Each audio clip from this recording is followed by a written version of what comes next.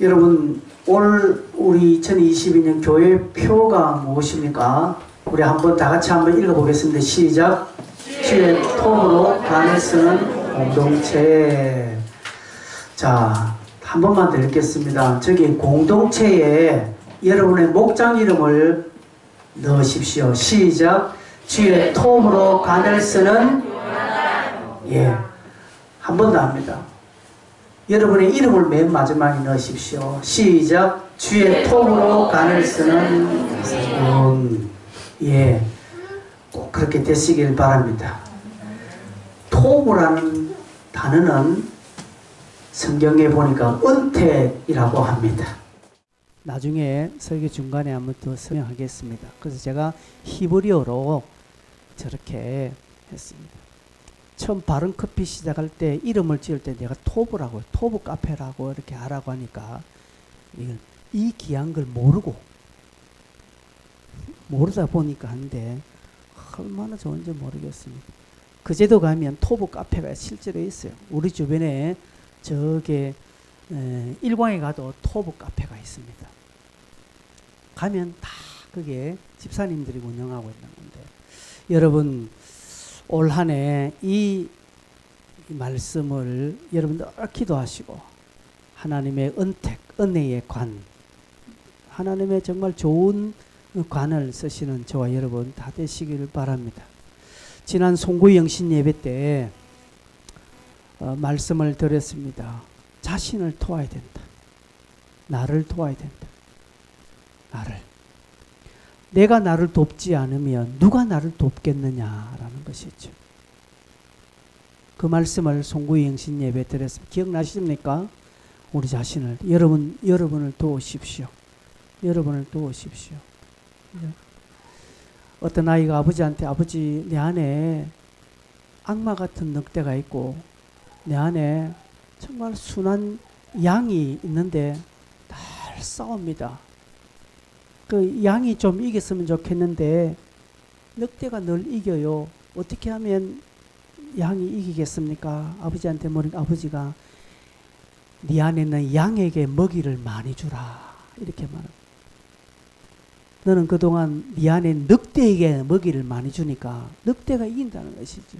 네 속에 있는 양에게 먹이를 많이 줘서 그 양이 크고 힘있게 만들어라 이렇게 대답을 해줬다는. 여러분 자신을 도우십시오. 여러분 스스로가 영적으로 열매를, 먹이를 많이 주시기를 바랍니다. 그러면 여러분은 이깁니다. 우리는 이길 수 있습니다. 저 표제의 말씀대로 우리 모두는 되어질 것입니다. 작년 중반쯤, 작년 이렇게 여름 지나오면서 시편을 읽다가 제가 이 65편 이 11절에 딱 눈이 꽂혀 버렸습니다. 그동안에는 65편을 읽으면서 2절, 3절, 4절, 제 성경에는 2절, 3절, 4절에만 밑줄이 쫙 형광펜으로 딱 표시되어 있거든요. 그런데 이하에 있는 것들은 그냥 대충 보다 보니까 눈에 들어오지 않았어요. 그런데 그때 11절이 눈에 확 들어오게 되었습니다. 11절 한 해에 관을 씌운다는 이 표현에 제가 딱 멈추고 이 의미를 되씹어 보게 되었습니다. 그래서 11절 전체에 은택이 무엇인지, 한 해가 무엇인지, 여기에 관이 무엇을 의미하는지, 주의 길은 어떤 것인지, 기름방울이라는 것이 어떤 의미인지 하나하나 단어 해석들을 찾아가 보게 되었습니다. 그러면서 65편을 전체 다시 해석을 하게 되었습니다. 여러분, 우리는 성경을 읽을 때에 어떤 멋진 구절, 어떤 축복의 구절, 아주 유명한 구절에만 눈이 탁 가고 거기에 밑줄을 쫙 긋고 또 형광펜으로 또 밝게 또 칠해서 읽고 암송하고 합니다. 성경에는 그런 보배 같은 말씀들이 많습니다. 절배합니다. 또한 이 성경을 많이 읽으면 읽을수록 그런 보배 같은 성경 구절을 많이 발견하게 되지요. 눈에 들어오게 됩니다. 그래서 성경 읽는 재미가 일어나기도 되고, 그래서 성경이 이렇게 꿀송이 불다 달다라는 고백을 하게 됩니다. 그러나 정작 중요한 것은 명구절, 아주 유명한 구절에 눈이 꼽히는 딱 거기에만 있기 때문에 그 위아래에 있는 어떤 단서나 조건이나 숨겨져 있는 열쇠 같은 그런 구절들을 놓치기가 너무 십상입니다. 그래서 그 구절을 모르면, 열쇠 같은 그런 구절들을 모르면 내가 암송하고 내가 좋게 보이는 그런 명구절 속에 숨겨져 있는 정말 보배를 발견하지 못할 때가 많이 있습니다. 그냥 세상 사람들이 말하는 명언에 불과한 그런 성경을 읽을 때가 많이 있다라는 것이죠. 올 한 해 우리 공동체와 개개인에게 하나님의 언택의 관을 쓰는 그런 한 해가 되기를 정말 축복합니다. 그런데 문제는 저 구절의 말씀이 그냥 일반적이고 보편적으로 그냥 우리에게 그냥 훅 던지는 그런 말씀이 아니라는 사실입니다. 저 말씀은 어떤 누구 아무에게 조건 없이 두리뭉실하게 좋은 게 좋다라는 그런 덕담의 말씀이 아닙니다. 이 말씀은 시편에 포함되어 있는 말씀으로 저자 다윗이 어떤 상황에서 어떤 형편에서 기록했는가를 눈여겨보아야 합니다. 우리가 읽고 있는 이 65편은 시입니다. 시.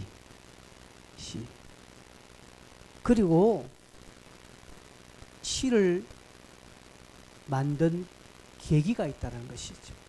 배경이 있다는 것이죠. 이 배경 속에 이 말씀을 알아야 원뜻을 제대로 알 수 있는 것입니다. 여러분, 성경의 65편 보니까 위에 파란 글씨로 다윗의 시 되어 있죠.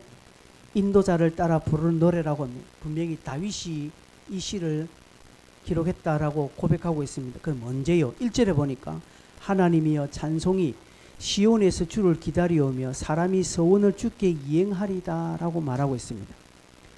찬송이 시온에서 주를 기다리며 사람이 서원을 주께 이행하는 이때 다윗이 지금 이러한 상황에서 이 시를 기록했다라는 것이죠. 오늘 우리가 11절을 보면서 11절을 풍성하게 11절을 저 날카롭게 보는 단서가 있는데 다윗은 서원을 주께 이행하고 있다라고 말합니다.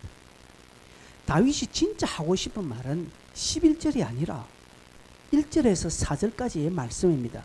그래서 많은 설교자들과 신학자들이 1절부터 4절까지에 해당되는 설교를 참 많이 했습니다.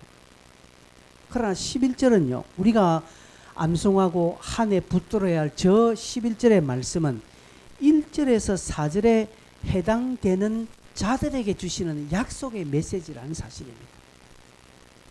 그냥 너나 내나 아무나 그냥 저 말씀을 줄줄줄 외워서 되어지는 것이 아니라 이 말씀은 단서가 있는데 1절에서 4절에 그 안에 있는 자들에게 주시는 보응의 말씀. 그래서 5절부터 13절은요 다 약속의 메시지입니다. 결과론적입니다. 여러분, 시라는 것은 은유적이지요. 비유적. 시는 노골적으로 이야기하지 않습니다. 그죠? 시는 노골적으로 말하지 않습니다. 진짜 하고 싶은 말이 있는데 그 말을 못하고 그것을 비유로 하는 것이 시입니다. 만에 한용운 님이 이렇게 님은 같습니다. 사랑하는 나의 님은 같습니다 할 때 여러분, 그 님은 누구를 말합니까? 자기 애인을 말합니까? 진호가 누굴 말하노? 하나님.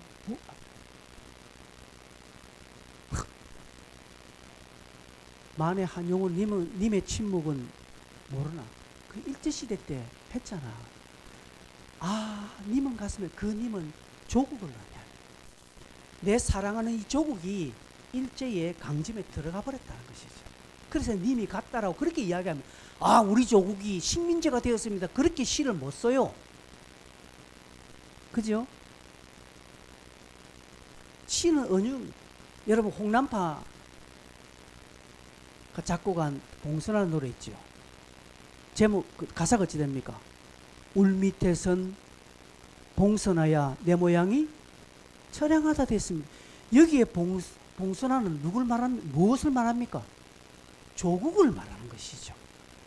내 조국이 울 밑에선 내 조국이라는 것이죠. 네 모습이 처량하다는 것이죠. 그걸 말하는 것이죠. 근데 그걸 보고 봉선하는 어떤 봉선하지 그걸 말하면 그건 바보예요. 시를 못 읽는 사람이라는 것이죠. 여러분 오늘 이 65편도 그렇습니다. 11절 요 한 가지를 보고 좋다고 하고 그냥 그 안에 있는 뜻을 모르면 반밖에 모르는 거예요. 반도체 모르는 것입니다. 원래 다윗이 뭘 말하고 있는지 아는 것이죠. 이 11절은 하나님 주시는 약속인데 어떤 자에게 주시는 약속이냐라는 것이죠. 그걸 다윗이 딱 노골적으로 1, 2, 3, 4절에 다 넣어놨습니다. 그 성경은 두 가지씩이죠. 성경은 첫 본문을 잘 봐야 됩니다. 바울도 바울의 서신 보면 자기 서신의 첫 번째로 첫 문장에 왜 이 편지를 기록하고 있는지를 소개해 놓고 있습니다. 그래서 여러분 우리가 65편의 배경을 잘 봐야 돼요. 65편 배경은 다윗은 그 어려운 고난 가운데 시련 가운데 끝까지 하나님과 약속한 그 약속을 신실하고 지켜가니까 하나님이 이렇게 자기를 붙들어 주시더라. 이렇게 약속을 이행하는 자들에게 하나님이 이런 복을 주시더라라는 것을 노래하고 있다는 것이죠. 그러면은 구체적으로 11절의 이 약속의 말씀은 어떠할 때 주는 겁니까? 누구에게 주는 것입니까?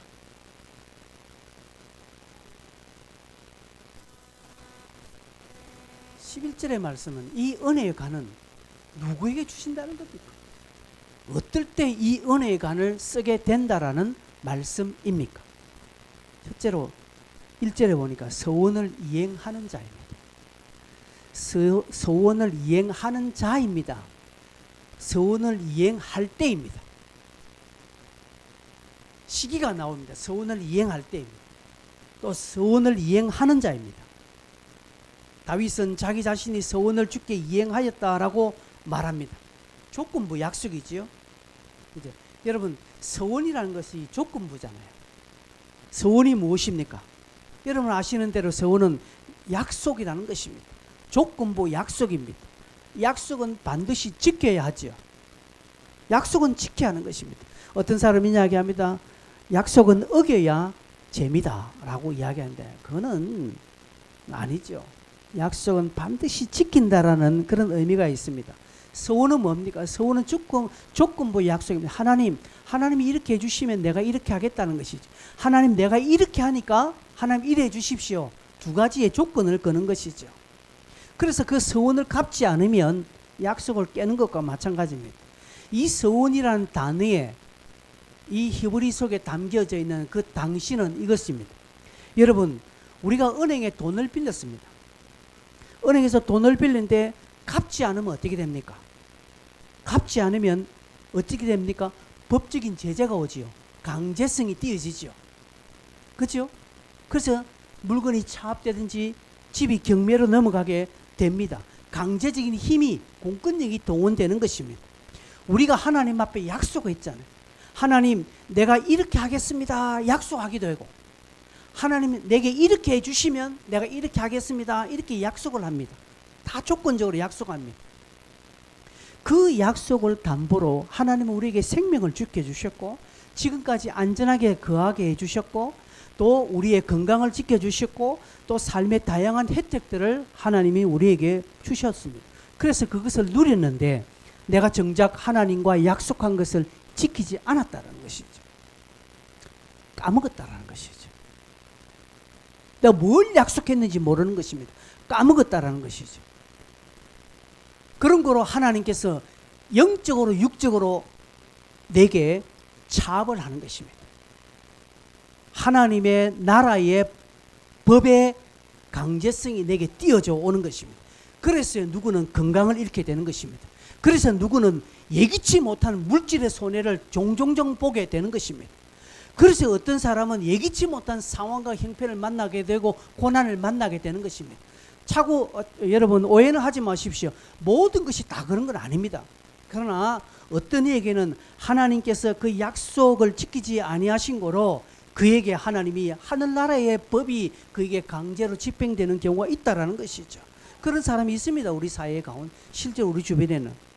혹 여러분 가운데 그걸 경험하지 않았습니까? 내가 이렇게 하기로 했는데 이렇게 하지 못해서 어떠하는 것이. 그런 거 많습니다. 소소하게 그런 거 많지요.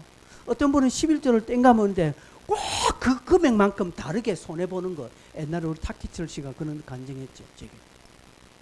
11조를 한 달간 두 달간 안 내고 내가 막 고민하다가 안 냈어. 근데 그 다음날 차 사고 뻥 나간다. 자기가 감춰놓은 11조 금액만큼 차 수리비가 나오게 되는 거예요. 깨닫게 되는 거지. 예, 하나님이 그렇게라도 하십니다. 다 그런 거 아닙니다. 여러분 오해하지 마세요. 그럴 경우도 있다라는 것이죠.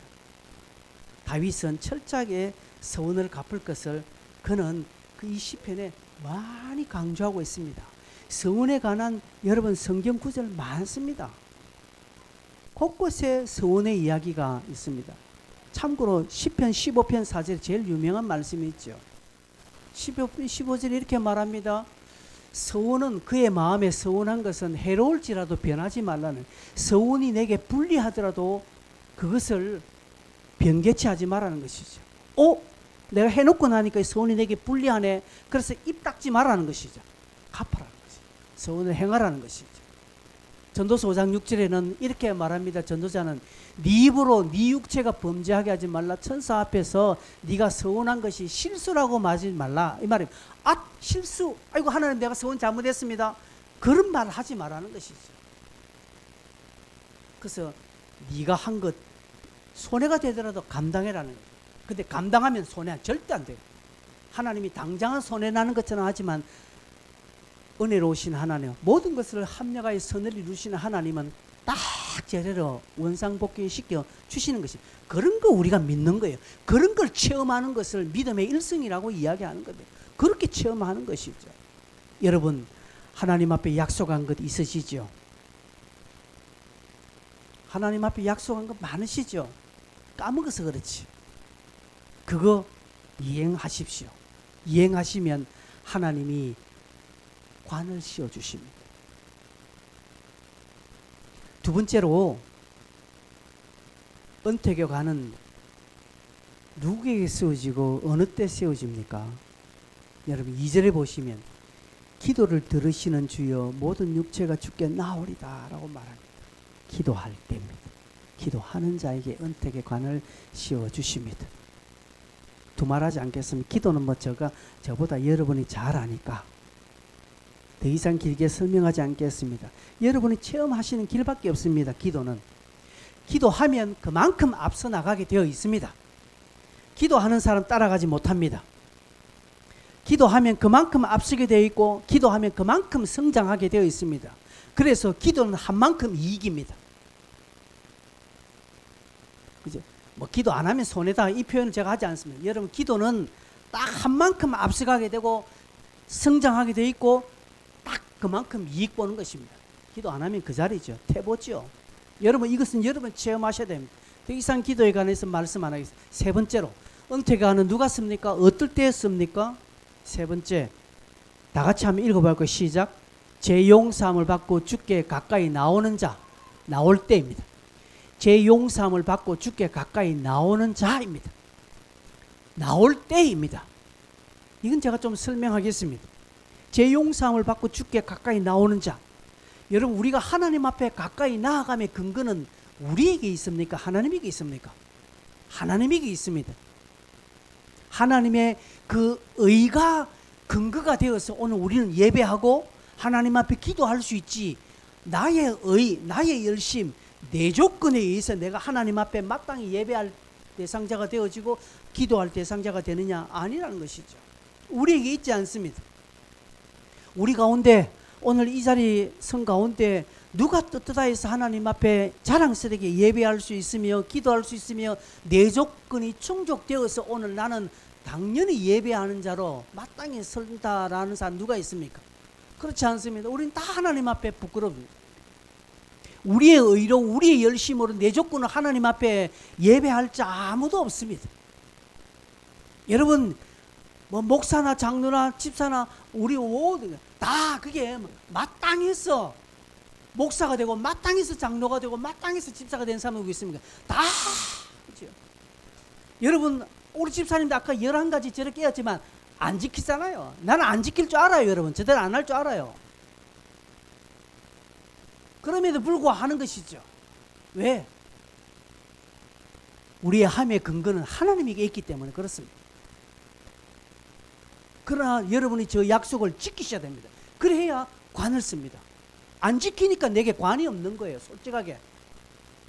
안 그렇습니까? 여러분 정명해 보세요. 여러분 제 용서함을 받고 주께 가까이 온다는 것은 은혜입니다. 은혜. 예수 그리스도의 십자가 보혈과 그 공로를 날마다 붙드는 자입니다. 부족하죠. 부끄럽죠. 죄된 모습이죠. 예배 전까지 나는 실수했습니다. 어떤 사람은요 주일 아침에 술 냄새가 풍기는데 전날 토요일 밤새도록 술을 마시고 그리고 뭐 새벽에 잠시 몇 번 자고 오니까 술이 덜 깨고 입에 막 술 냄새가 푹 하는데도 성가대에 오는 사람이 있더라고요. 제가 옛날 성가대 지휘할 때 술 냄새 나는 거라. 그건 알죠. 저 사람이 술 마시는 건 내가 알고 있었지만 저렇게 해서라도 성가대에 오는 거 보니까 겉으로는 제가 했지만 속으로는 참 그 믿음이 가상타. 하나님이 그 사람 보고 네가 술 냄새 풍기면서 성가대에 앉아 이 몹쓸놈 하면서 하나님이 야단치는 것이 아니라 그래 네가 그래도 내게 나오느냐 그 믿음이 가상타라고 하나님은 인정해 주실 것 같아요. 사람은 우리가 볼 때 어떻게 저렇게 해서 예배할 수 있나 하면서 거룩하지 못하다라고 정죄할 수 있지만 하나님은 그를 정죄하지 않습니다. 하나님이 정죄하지 않은 그 하나님의 의를 붙들고 뻔뻔스러울지라도 하나님 앞에 나오는 자 되어야 됩니다. 우리 가운데 미안해서 교회 못 나오는 자 있습니다. 여러분 미안해서 못 나올 때가 있죠. 교회 여러 번 빠지면 그 다음 미안해서 못 갑니다. 그러나 뻔뻔스럽더라도 하는 것입니다. 스스로에게 떳떳하지 못하니까 숨지요.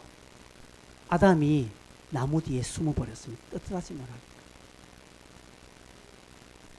아담이 하나님이 온 줄 알았잖아요. 여러분 죄를 지어도 영적인 감각은 있습니다. 아담이 죄를 짓고 타락했잖아요. 그래서 부끄러워서 나무 잎으로 옷을 입고 숨었습니다. 그때 에덴 동산에 하나님이 오신 것을 아담은 알았습니다. 안다라 영적인 자각이 있다는 것이죠. 야, 아담아 네가 어디 있느냐 하나님 묻습니다. 여러분 하나님은 오늘 내가 누더기 같은 옷을 입고 내가 형편없는 그런 지음 열매를 먹고 옷은 낡고 냄새 풍풍 나지만 그래도 내 아버지 집에 먹을 것이 많다라는 그 탕자가 하나님께 나올 때 아버지는 상거가 멀매도 불구하고 참으로서 아들을 맞아주는 그 아버지가 우리 하나님입니다. 그분이 우리가 믿는 하나님이에요. 그 하나님의 의, 그 하나님의 사랑을 내가 믿고 나오는 거예요. 사람은 옆에서 눈치 줄 수 있습니다. 사람은 위아래를 째려보면서 할 수 있으나 거기에 신경 쓰면 아무것도 못하는 거예요. 그럼에도 불구하고 하잖아요. 그것을 제일 잘하는 사람이 우리 교회에 있습니다. 누구겠습니까? 네? 저를 보고 있잖아요. 제가 그걸 잘합니다. 뻔뻔스럽지만 아무렇지 않는 것처럼 주일날 여러분 설교하잖아요. 그죠? 제일 잘하는 사람이에요. 두 번째로 전혜리가 제일 잘하고. 그렇습니다. 그렇게 해야 합니다. 그것이 가까이 나오는 것입니다. 하나님이 이런 자에게 관시어 주십니다. 하나님은 외면하지 않습니다. 하나님은 그 사람을 더럽다, 추하다, 멀리하지 아니하시고 하나님은 그를 붙들어 주시는 것입니다. 그래서 여러분 과감하게 나오셔야 됩니다. 숨지 마세요. 숨는다고 해결되지 않습니다. 부끄럽다고 뒤로 물러서지 마세요. 잘하는 거 아닙니다. 아이고 나는 부족해. 아이고 나는 부끄러워서 못해. 나는 자격이 없습니다. 내같이 이렇게 이런 사람이 어떻게 그 일을 할 수 있을까요? 맞아요. 당신같이 그렇게 추하고 못하는 사람 그 일 하지 못해요. 하나님은 그걸 가능하도록 하신다니까.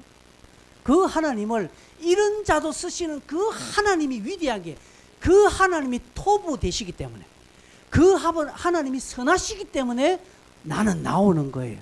그 일들을 감당하네. 그래서 여러분 누구 눈치 보시는 것입니까? 사람 눈치 때문에요? 아니잖아요. 어제 진홍이도 뻔뻔스럽게 앉아있잖아요. 여러분 우리가 누구 눈치 보고 무슨 눈치를 봅니까? 가까이 나오십시오. 가까이 오십시오. 예배 자리도 가까이 오십시오. 저 뒷자리에, 물론 우리 교회는 작았어요. 저 뒷자리 계시는 분들 큰 교회 가면 제일 앞에 지금 앉아있는 거 똑같아요. 가까이 나오시. 물리적으로 뭐 이 앞자리에 앉아라 이런 표현이 아니라 여러분 열정으로 가까이 오십시오. 그러면 주일날 지각하지 못하는 것입니다. 지각하고 싶은 마음이 없습니다. 왜? 더 가까이 가는. 그래서 시간적으로도 물리적으로도 열정적으로도 헌신으로도 가까이 됩니다. 그래서 11조도 딱 계산해가지고 10원짜리 딱 떨어지게 하지 않습니다. 더 채워서 더 내게 되고요. 시간도 더 하게 되고요. 봉사도 더 하게 되고 그렇게 되어지는 것입니다. 하나님이 이런 자들에게 관을 씌워주신다고 말씀하고 있습니다. 서운을 약속한 것을 끝까지 이루려고 하는 사람. 여러분 지난 송구영신 예배 때 여러분 약속한 거 기억나십니까? 그거 여러분 저한테 다 줬습니다. 크게 세 가지로 약속했으면 여러분 기도 제목이 있고 여러분 바뀌고 싶은 생활 습관 태도 여러분 약속하셨고 새해 꼭 이루고 싶은 열망을 여러분 기록하셔서 제출하셨습니다. 반드시 기억하시고 여러분 사진 다 찍어 놓으시죠. 그날 사진 다 찍었습니다. 날마다 확인하면서 하나님 내가 이 약속을 이루게 해주십시오. 내가 하나님 앞에 이 약속이 빈말이 되지 않게 해주시고 허공을 치는 메아리가 되지 않게 해주십시오 라고 하면서 늘 기도하고 그것을 보면서 점검하고 할 때 어느새 여러분 머리에 하나님이 관을 딱 세워주는 것이 드러날 것입니다. 제가 7월 첫 주에 여러분에게 반드시 돌려드린다고 했습니다. 보지 않습니다. 밀봉을 다 해놨습니다. 여러분이 체크하십시오. 이 자들에게 어떤 복이 주어지는가? 여러분 4절을 한번 볼까요? 이제 성경 한번 보십시오. 4절 끝에 뭘 만족한다는 것입니까? 성전의 아름다움으로 만족한다 라고 복이 나옵니다. 그리고 5절에는 어떻게 합니까? 우리에게 응답하시리다. 응답이, 기도의 응답이 일어나는 것입니다. 그리고 6절, 7절, 8절, 9절, 11절, 12절, 13절 다 산업의 복이에요. 여러분이 좋아하는 물질의 복이라는 것이죠. 우리 생활의 복이라는 것이죠. 땅의 것을 윤택하게 해주신다는 것이죠. 그것의 핵심이 11절입니다. 자, 그럼 11절 다시 한번 저 표를 보십시오. 주의 언택으로 관을 쓰는 공동체. 언택이라는 단어는요, 히브리어로 토브라고 합니다. 토브. 토브라는 뜻은 좋다, 좋으신 하나님 할 때 그 좋으신이 토브라는 뜻입니다. 토브라는 뜻은 선하다, 즐겁다, 유쾌하다, 기쁘다라는 것이 다 통칭하여서 토브라는 표현을 씁니다. 좋은 것, 명사로는 좋은 것, 선, 이익, 복지, 혜택 이런 것들이 다 토브에 함축된 뜻입니다. 그래서 구약에만 토브라는 단어가요, 구약에만 560번이나 기록되어 있습니다. 엄청나게 기록이, 하나님이 얼마나 자신의 토브를 우리에게 주시기를 원하는지 모릅니다. 하나님은 선하십니다 라고 할 때 그 선하다는 것은 토브하시다는 것이죠. 하나님이 인자하시다라고 할 때 그 인자도 토보라는 의미 속에 다 들어있는 것입니다. 구약에만 560번 신약에도 나와 있습니다. 하나님이 은택으로 토부로, 즉 하나님이 우리에게 관시어 주시는 토부는요 다 개인적으로 다릅니다. 똑같은 게 아닙니다. 누구에게는 하나님의 선하심으로, 누구에게는 기쁨으로, 누구에게는 즐거움으로, 누구에게는 물질의 복으로, 누구에게는 건강으로, 누구에게는 단단한 복지로, 누구에게는 삶의 모든 이익으로, 유익함으로 다 하나님이 관시어 주신다는 것이지요. 언제요? 한 해라는 말입니다. 한 해라는 말은 히브리어 보면 그 한 해를 뜻하는 정관사가 없습니다. 영어로 더가 없습니다. 그래서 저 한 해는 모든 해를 통칭합니다. 위에 첫 번째, 두 번째, 세 번째의 조건에 맞는 성도들이 살아가는 모든 해를 한 해로 기록하고 있습니다. 관 씌우신다. 저기에 관이라는 것은 여러분이 생각하는 뭐 면류관, 머리에서는 어떤 그런 월계관 이렇게 생각하시는데 뭐 그거에 틀린 것은 아닙니다만 여기에 관이라는 것은 앞에 5절, 6절, 7절, 8절에 보면 다 산업에 뭐 윤택하게 한다, 이 땅을 예비한다, 곡식을 주신다, 물을 넉넉하게 대사 평평하게 하신다, 이런 산업적인 복인데 풍년이 들고 많은 곡식과 수확을 드리게 된다라는 것이죠. 그래서 그것으로 관을 씌워 주신다라는, 그러니까 아름답게 장식한다라는 말씀입니다. 우리 추수감사절에 열어보면 이렇게 과일로만 장식하잖아요. 옛날에 우리 구성전에 있을 때는 이 예배당 뒤에 그때는 많이 했습니다. 막 해가지고 전체 뭐 과일로 장식하는 것처럼 여러분이 날마다 서원을 이행하는 자로 살고 기도하기를 원하고 주께 가감하게 가까이 나오기를 늘 실현하고 그렇게 할 때 하나님 어느새 모르게 사방이 좋은 것을 즐거움으로, 윤택함으로, 이익으로, 복지로, 선함으로, 인자하심으로 주변에 윤택하게 해주신다. 그걸 관 씌운다라는 것이죠. 그게 아주 정확하게 표현되어 있는 것이 시편 5편 12절입니다. 다윗이 그렇게 말하고 있습니다. 다윗이 이렇게 말합니다. 다 같이 한번 읽어볼까요? 시작. 여호와여 주는 의인에게 복을 주시고 방패로함같이 은혜로 그를 호위하시리다 라고 말합니다. 여호와여 주는 의인에게, 여기에 의인은 오늘 65편의 1절, 2절, 3절, 4절에 나와 있는 데는 서원을 이행하는 자, 그리고 늘 기도하는 자, 그리고 하나님 앞에 가까이 나오는 그 저들에게 복을 주시는데 방패로 함같이 하고 그리고 은혜로 그를 불러 칭칭다는, 호위해 주신다는 것이죠. 그래서 사망의 엄침한 골짜기를 다닐지라도 해를 두려워하지 않는 것은 나를 호위하는 하나님의 은혜가 있기 때문이라는 것이죠. 주의 길에는 기름이 떨어지지 않는다라고 말합니다. 여기에 주의 길, 여기에 주의 길이라는 것을 히브리어로 찾아보니까 발자국이라는 뜻입니다. 흔적입니다. 흔적. 하나님은 저와 여러분의 흔적을 보십니다. 우리의 발자국을 세십니다. 걸어온 가정이라는 것이죠. 비록 저와 여러분의 앞에는 칠흑같이 어둡고 아무것도 보이지 않고 뭘 어떻게 해야 될지 모르겠는데 근데 자꾸 하나님 믿음을 요구하니 에라 모르겠다 하고 아무것도 보이지 않지 믿음의 한 발자국 한 발자국 가보니까 앞은 깜깜하지만 뒤는 뭐가 보입니까? 발자국이 보입니다. 하나님이 그 발자국을 본 그것을 주의 길이라고 말하고 있습니다. 성도 여러분, 주님의 뜻대로 걸어온 삶에 주시는 은혜가 발자국이 드러납니다. 이 발자국은 내가 보지 않습니다. 다른 사람이 보고 하나님이 봅니다. 여러분 길 갈 때 여러분 발자국 늘 확인합니까? 확인 안 하잖아요. 근데 그 발자국 누가 보게 됩니까? 뒤에 따라온 사람 보고요. 하나님이 그 발자국을 보시고 하나님의 은택의 관을 씌워 주신다라는 것입니다. 하나님은 우리의 흔적을 보십니다. 성도 여러분, 흔적을 보십니다. 흔적. 그래서 사도 바울은 내 몸에 그리스도의 흔적이 있다라고 하지 않습니까?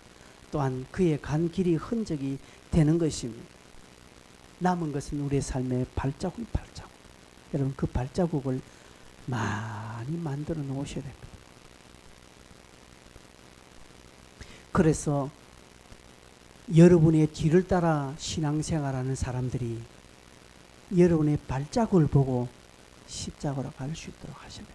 근데 여러분의 발자국이 온통 물질로 가는 발자국, 온통 세상으로 가는 발자국만 지켜주십시오. 지켜보고 있으면 여러분 뒤따라오는 사람 다 그리로 갑니다. 명심하십시오. 그래서 이런 표현합니다. 신자는 성경을 읽고 비신자는 신자를 읽는다. 이런 표현이 있습니다. 성도는 성경을 읽습니다. 그러나 불신자는 성도를 읽습니다. 이걸 지난번 설교할 때 어떤 제자가 스승에게 토라를 3번 읽었다니까 스승이 그 제자에게 그래 토라는 너를 읽었느냐 하는 것과 똑같은 표현입니다. 여러분의 주변에 있는 불신자들, 여러분과 늘 함께하는 직장에 믿지 않는 동료들, 여러분의 가까운 친인척들, 믿지 않는 친인척들, 여러분과 날마다 웃고 허허허 하고 정말 둘도 없이 죽고 사는 그런 정말 긴밀한 관계일지라도 그들은 여러분을 읽고 있다는 사실을 명심하십시오. 속지 마십시오. 그들이 말하는 것에 속지 마십시오. 그래 예수 믿는 사람 그지 니같이 화통해야 되지 하면서 우리가 그렇게 막 영적으로 덜렁덜렁하는 것을 죽게 세우는 것에 여러분 빠져서 여러분의 신앙을 게을리하면 망하게 됩니다. 이런 주의 길에 기름방울이 떨어진다라는 것은 한마디로 윤기가 흐른다라는 것이 윤기. 여러분 우리가 좋은 식재로 사면 윤기가 흐르잖아요. 막 그냥 기름 발라가지고 입으로 막 인공으로 하는 거 말고 여러분 좋은 쌀로 밥하면 어떻습니까? 뚜껑 탁 열면 밥에 뭐가 흐릅니까? 기름기가 쫙 흐르잖아요. 그걸 말하는 거예요. 이런 주의 길을 걸어가는 자들에게는 인공적으로 뭐 첨가한 그런 기름기가 아니라 자연적으로 드러나는 그런 기름기가 쫙쫙 흐른다라는 것을 의미합니다. 기억하십시오. 기억하십시오. 하나님은 하나님과 약속한 것을 신실하게 이루려고 서원을 이행하려고 발부둥치는 자, 그리고 기도하기를 원하고 부끄럽지만 하나님의 의를 믿고 하나님을 절대적으로 신뢰하는 그 믿음으로 담대하게 하나님께 나오는 자에게 하나님 이렇게 삶의 윤기가 흐르게 해주시고요. 하나님이 은혜로 그를 딱 둘러서 호위해 주시고 방패가 되어 주시고 그의 발자국을 그의 흔적들을 하나님께로 가는 흔적들로 하나님이 만들어 주신다는 사실입니다. 꼭 기억하십시오. 2022년 올 한 해에 저도 그렇고 여러분도 하나님의 은택의 관을 다 쓰시길 바랍니다. 서원을 이행하십시오. 다시 한번 송구 영신 예배 때 기록한 것 그거 꼭 명심하십시오. 한번 온라인에 한번 테스트 한번 해보십시오. 정말 여러분이 한번 테스트를 해보시라니까. 그것 가지고 여러분 자신을 시험해보고 그걸 가지고 하나님을 한번 시험해보십시오. 하나님이 여러분을 배반하시는가. 그렇게 해서 7월 달에 중간 점검하시고 2022년 연말에 최종 한번 점검을 해보십시오. 그러고 난 뒤에 아이고 내가 하나님을 믿어도 되나 안 되나 그때 한번 평가해 보십시오. 하나님은 여러분에게 은택의 관을 씌워 주실 것입니다. 여러분이 날마다 서원을 이해하고 기도하고 그 날마다 주께 가까이 오십시오. 예배에 가까이 주일 빠지지 마세요. 여러분 주일 이 주일을 하나님을 불리하게 만들지 마세요. 다른 날 다 놔두고 왜 주일날 해? 다른 날 손해 안 보는 것입니다. 내 직장에 손해 안 보는 거예요. 나는 내 직장 절대로 내 일에 사업에 손해 안 봅니다. 그런데 딱 하나님의 날에 다 해버립니다. 그날. 이게 우리의 믿음의 현주소라니까. 여러분 안 그렇습니까 우리? 아니 하나님을 섭섭하게 만들지 맙시다. 하나님의 마음을 좀 아프게 하지 맙시다. 내 그 손해보는 거 응당 기쁘게 생각하십시오. 그래서 월요일부터 토요일까지는 최선을 다하십시오. 그게 다 몰아서 다 하십시오. 그날에 월요일부터 토요일까지 수술하고 월요일부터 토요일까지 일 다 하고 결혼식 가고 인사하고 다 하고 주일날 하나님께 온전하게 들으십시오. 그게 은택의 관을 쓰는 사람들입니다. 기도하는 자를 놓치지 마십시오. 목장 모임 최선을 다하십시오. 목장 예배에 놀라운 기름 부으심이 있을 겁니다. 하나님 올 한 해 목장 모임을 2배로 확장시켜 주실 것입니다. 하나님 앞에 맡은 법은 가볍게 여기지 마십시오.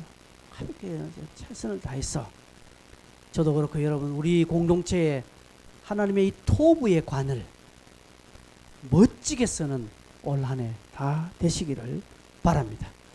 같이 한번 말씀을 기억하시고 한번 이 시간 우리 통성으로 한번 기도하실까요? 3가지 꼭 기억하십시오. 서원을 이행하는 것. 하나님 내 송구 영신 때에 이렇게 약속했습니다. 올 한 해 내가 반드시 지켜가겠습니다. 그리고 2번째, 하나님 기도에 힘 달라고 기도하십시오. 하나님 내가 기도에 무릎이 약합니다. 기도의 힘, 능력, 기도 영을 부어주십시오. 3번째, 하나님 내가 죽게 나오게 해주십시오. 하나님 앞에 예배하는 거 목장 예배에 게을리하지 않게 해달라고 이 부분에 기도하십니다. 각오하면서 결단하십시오. 다 같이 주여 한번 힘차게 부르고 기도하겠습니다. 주여! 하나님 아버지 감사합니다.